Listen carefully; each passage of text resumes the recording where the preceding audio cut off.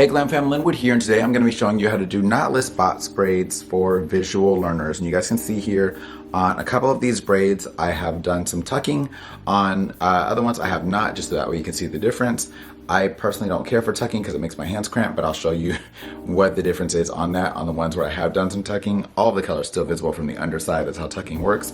Whereas on this one, it's speckled all in throughout. That's the main difference. If you wanted to avoid that while adding in that color, you can just add in some of the person's natural tone with the additional color that you're adding. But primarily we're doing this just so that way you guys can see how to do knotless box braids. Now, I'm gonna show you with no product because I want you to learn technique exclusively.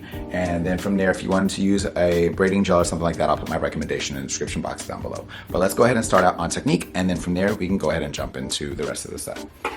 So first thing that you'll want to do is you're gonna go ahead and pick your hair.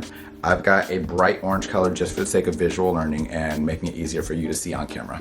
So I'm gonna go ahead and take my section, and from there I want to take my braid and feel like, okay, is that about the thickness that I want my whole braid to be? So once I've done that, I'm going to go through and do several different pieces in that size. And then from there, I'm going to split these by 3. Now, some braiders prefer to do 6 pieces. I feel like that's a bit arduous and that's not quite necessary. I'm going to show you how to do it with 3 because it'll save you on time. And if it saves you on time, that means you have an opportunity to make more money, or you can just go home earlier or be done with the service earlier. When you're pre-sectioning out hair, you can use a braiding rack like this here, but if you don't have one or you don't have the finances to get one, I'll show you a simplified technique for that as well. If you're using a braiding rack, you just take this, separate it out, and just make sure you're using something of all the same sizes. Toss it right on over the hooks on your braiding rack and keep it moving, and then you just pull from those as you work. But let's say for instance you don't have that, don't have access to that, don't have the funds for that, that's totally fine.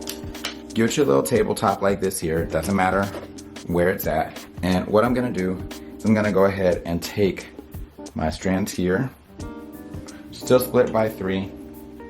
I'm gonna place 3 across this way, 1, 2, and 3. Just like so. When you're doing your next section, what you can do is go ahead, section out the amount of hair that you want for that next braid, using the same technique. Split that into 3, and instead of bringing them that same direction, lay them crosswise. 1, 2, 3. And you can literally go back and forth like that, and each layer will kind of keep your last layer separated from where you need to go. So you just pull from the top layer that's there and continue to build up on top of that however you like. So that's what I'm going to show you, just because it's a money saver, and honestly it can be a bit of a time saver also. Now this is my mannequin that I sell here, and I'm going to be showing you on these sections. I already did a tutorial on how to do 2-strand twists on this mannequin, but I'm going to be showing you on these previously done sections because we want to keep some of those same principles of bricklaying and all that I have in place there. So you guys can see it twists out rather nicely. Also, if you haven't seen my mannequin, I'll have links to it down in the description box below. So I'm going to go ahead and section this hair out. Again, I'm working with no product because I purely want you to see technique. So we're going to go ahead and separate that hair out into 3, just like so, like how we would start a braid. And I'm going to come under once, under twice. From there, I've got my 3 strands. I'm gonna add to those outside 2 strands. So this strand and this strand here on the left and the right. Don't touch the middle. So we're just gonna go ahead and place here, snatch one of my pieces, and I'm gonna place it right over top. From there, we'll go ahead and pass under, 1, 2, hold just like that. Y'all are probably hearing my bells go off. I have bells for everything in my house.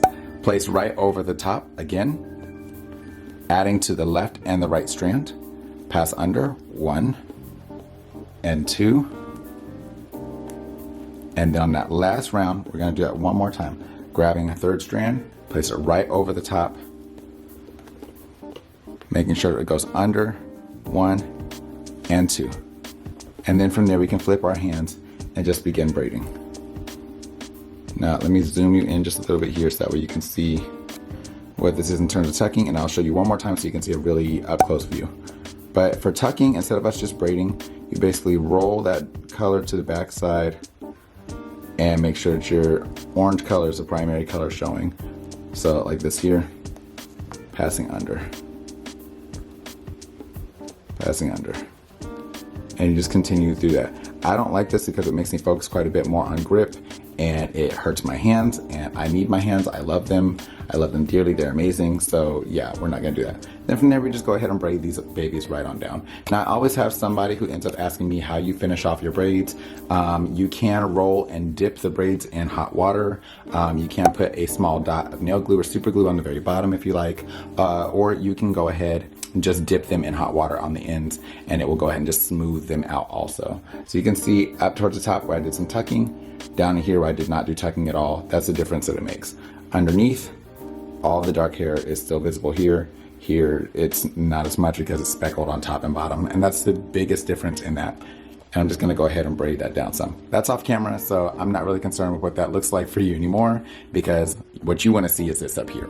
So let's go ahead and grab another section, put these up out of the way, and I'm gonna go ahead and show you up close and personal what this looks like here. Turn up that brightness for you so you can clearly see, and let me zoom in for you.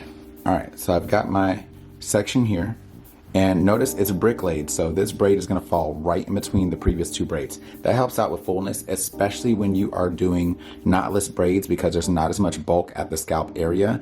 It helps out to have those braids fall perfectly between each other so it doesn't look spacey or gapped. This is great if you have more fine hair or less density to your hair in general. So we're gonna go ahead and take that section, same as last time, and I am going to section off into 3. 1, 2, and 3. Go ahead and braid under once, twice. I'm adding to these 2 outside strands. Okay. So placing it right over the top. Now some people do add theirs in differently. 1, 2. So some people like to braid on the middle and the outside strand. That's not the way I prefer. If that way works for you, then by all means, feel free. There's not a wrong way. As long as your braid turns out nice, don't feel like you have to braid it in one way or another. Whichever way is easier for you, that's totally fine. 1, 2. And basically what I'm looking for is, like you can see here, we've got 2 strands added to the middle, 1 strand on here outside, 1 strand here on the outside. So we've got to balance that out. So now I'm placing right over top, and we're adding to those 2 strands that are lacking. So I'm adding to that right strand that had 1, I'm adding to that left strand that had 1. And then from there, just pass under one more time, 1, 2, and now we can just flip those hands and begin braiding. And literally that's all there is to it. Now, the biggest thing here is gonna be pre-sectioning out that hair, because it's gonna take you the largest sum of time. And then from there, adding in the hair. So that's why you wanna go with a technique that's comfortable for you. If it is more comfortable to add on the side, then add on the side. If it's more comfortable to add across the top, like for me, it's far more comfortable to add across the top, because I can clearly see everything that's going on, and I can honestly better demonstrate that on camera. You wanna do that way. And just whatever way works best for you is gonna be the best way for you to go about doing that. Now, this is without any product. But like I said, if you wanted to use a bit of a braiding gel, something like that, by all means, use whatever product helps you out with that. Just keep in mind, most of the time braiding gels are for the hair, not for the scalp. And you want to make sure it's not overly tight. So if I'm lifting up things like that afterwards, my client's not going to be in a ton of pain, because we don't want to cause any traction alopecia around the nape of the neck. All right, so that's the tutorial there. I hope that it's been really beneficial and helpful for you, and I hope that with the addition of the orange color that you can more easily see what to do with this hair and how to do it. If this video helped you out, if you had an aha moment, please let me know in the comments down below, and don't forget to check out some of my other tutorials for visual learners. I'll link them right over here for you. Until next time, you guys, take care, God bless, and stay glam. You know I love you, boo. Bye.